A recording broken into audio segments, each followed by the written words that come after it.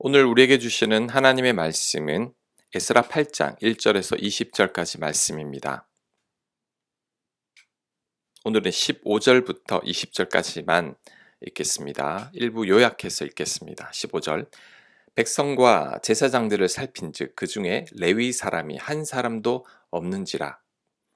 사람들에게 할 말을 일러주고 우리 하나님의 성전을 위하여 섬길 자를 데리고 오라 하였더니 우리 하나님의 선한 손에 도우심을 입고 레위의 아들 말리의 자손 중에서 한 명철한 사람을 데려오고 또 세레바의 그의 아들들과 형제 18명과 하사랴와 무라리 자손 중 여사야와 그의 형제와 그의 아들들 20명을 데려오고 다윗과 방백들이 레위 사람들을 섬기라고 준 느디님 사람 중 성전 일꾼은 220명이었는데 그들은 모두 지명받은 이들이었더라.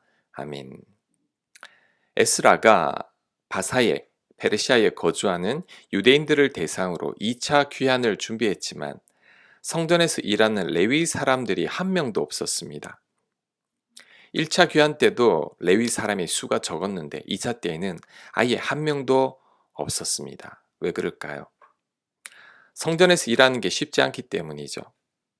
성전에서 구별된 삶을 살면서 제사장을 도와 하나님의 일을 한다는 것은 선뜻 나서기 어렵습니다.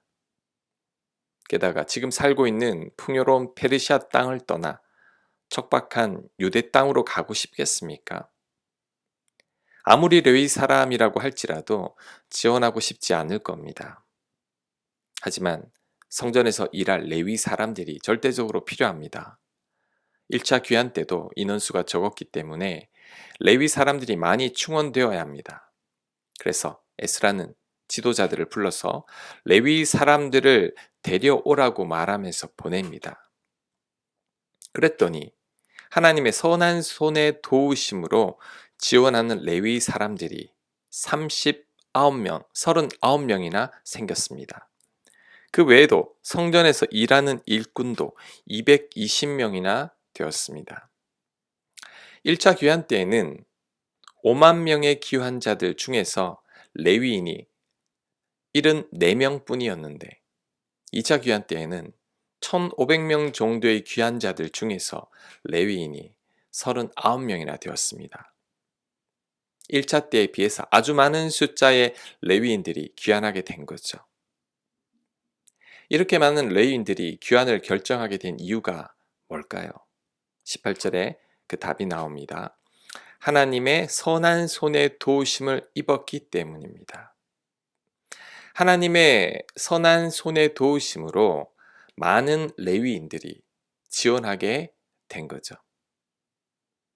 이를 볼 때 사람들의 마음을 움직이시는 분은 바로 하나님이시라는 것을 알 수 있죠. 본국으로 귀환하는 것이 힘들지만 하나님께서 감동을 주시니 지원자들이 많이 나온 겁니다. 그렇다면 사람이 필요할 때 우리가 해야 할 일이 무엇인지 알 수 있습니다. 바로 하나님의 선한 손의 도움을 구하는 것입니다. 하나님께서 감동을 주셔서 자원하는 사람들이 생기도록 기도하는 것입니다.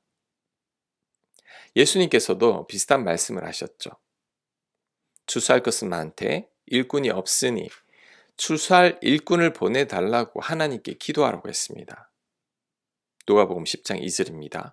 추수할 것은 많되 일꾼이 적으니 그러므로 추수하는 주인에게 청하여 추수할 일꾼들을 보내주소서 하라. 지금 혹시 여러분 곁에 사람들이 필요합니까?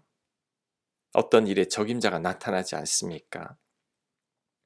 지원하는 레위 사람이 한 명도 없었던 것처럼 내 곁에도 한 명의 사람도 없는 것 같습니까? 그렇다면 우리는 기도해야 합니다. 사람의 마음을 움직이시는 하나님께 은혜를 구해야 합니다. 꼭 필요한 사람들을 보내달라고 기도해야 하고 사람들의 마음을 움직여 달라고 기도해야 합니다. 이렇게 기도할 때 우리 곁에 필요한 사람들이 나타날 겁니다. 자원하여 돕는 손길들도 나타날 것입니다. 하나님의 선한 도움의 손길을 우리가 경험할 수 있을 것입니다.